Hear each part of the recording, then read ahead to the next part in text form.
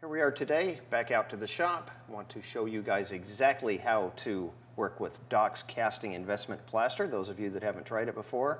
And our expert in-house guy, foreman of our shop here at Fine Gold, Robert Lumabau. Thanks very much for helping us out today. I appreciate that a lot. We'll see how it goes and just show everybody exactly how it goes from our instructions, right? First time through it. Yep.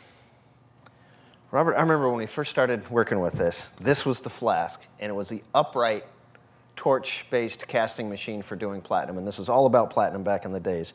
So much has changed in the 10 or 12 years. It's no longer really a machine that's easy to buy at all, even though we still got one that's running great, and I know you like to use it. Also, we've got a lot of people with the CAD models are doing. They're casting gold and silver. It's not just about platinum anymore like it was back in these days. So today, as a result, what we do is go ahead and do a conventional, just go ahead a regular flask anymore. This is what almost everybody out there in the marketplace does now, especially they have to with the electronic casting machines. But we tell everybody, use a liner, and that can help avoid issues with cracking. And then, of course, our base goes on. And as you'll see in a little bit, Robert will put tape around the top so there's a little room for boil over.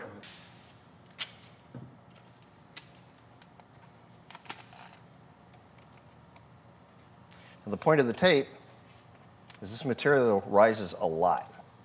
And some people will get wider tape and even have a taller collar.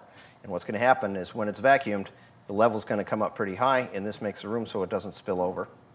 And that essentially is going to be our flask to start with today. All right, Robert, go ahead. Okay, so what Robert has is 360 grams of powder. And what he's doing now is he's measuring out 96 milliliters of the binder. Now the instructions include an equation so you can figure out how much liquid and powder it would be for a different size flask. This is an ideal size flask for just a couple of rings or something.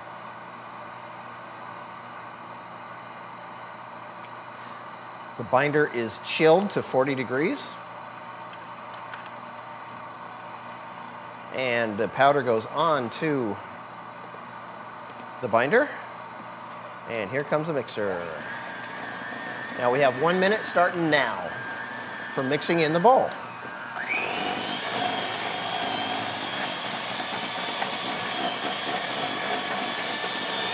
At first, it does not look like enough liquid, but then it is.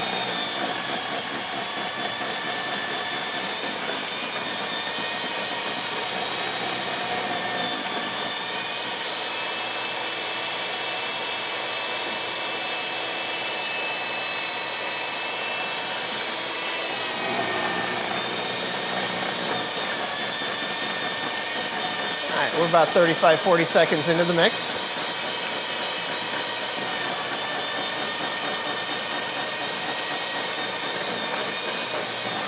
Looking good.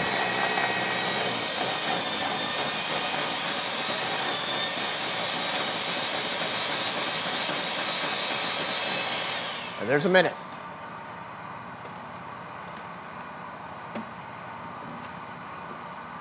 Okay, the mixer's immediately going to water. And we got vacuum.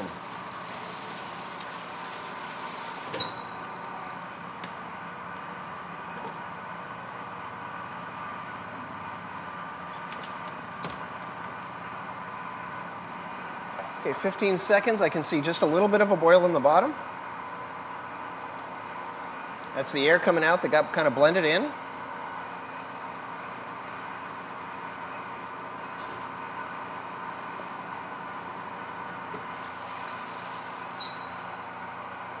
About 35 seconds into the vacuum.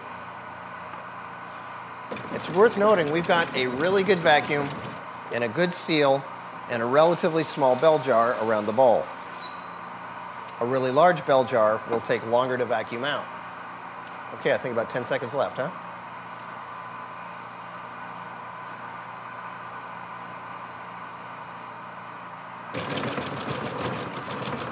A little shake. Release the vacuum, bowl comes off. Now we pour the flask. And notice the consistency is pretty good. It pours really, really well. It's just a good thick slurry. And we'll be able to keep an eye on that mixing bowl for exactly what the consistency is of the liquid as we go along. So now we have a minute where we're vacuuming the flask. And let's go ahead and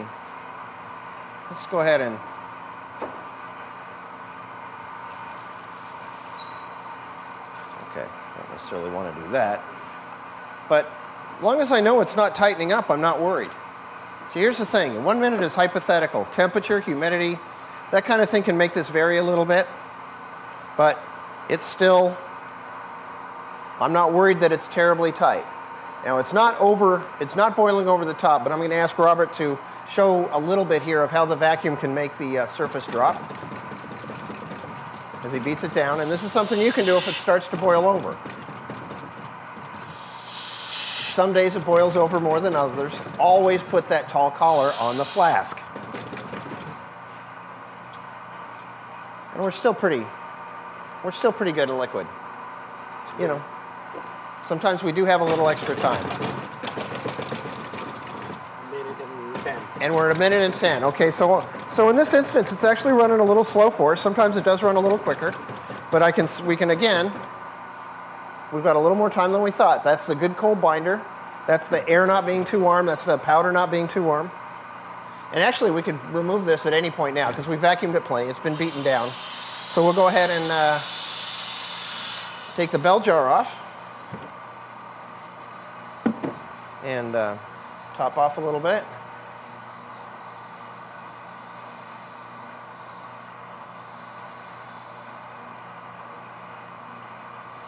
Okay. And just to kind of show a little bit how it glosses off. Now what's going to happen over the next few minutes, it's going to warm up, and the top of that is not going to be shiny. You can see on my finger here, maybe you can see it's a little bit shiny. As it hardens up, it's going to gloss off. In other words, it'll look like flat paint instead of shiny paint, and that's how we'll know it's really starting to harden. Yeah.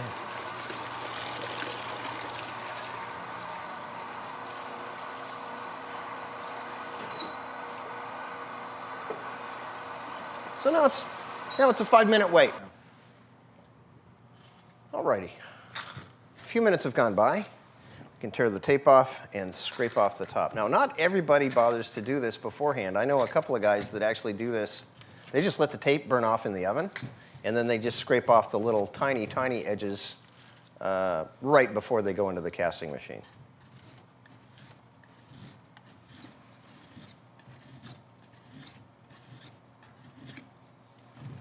This keeps it a little more neat and tidy in the machine, I think, and also in your oven. It also makes sure that it's going to fit in the cradle right, and you're not going to have any last-second issues placing the flask in the casting machine, which can be very frustrating. And let's see, is it pretty warm? Yeah, that's pretty warm. Okay, so Robert, when you come back, peel the base off, and we'll see if the wax is pouring out the bottom. And we'll have a great little demonstration of how active this stuff is in terms of its chemical reaction to be so strong and so good for platinum and so good for CAD models.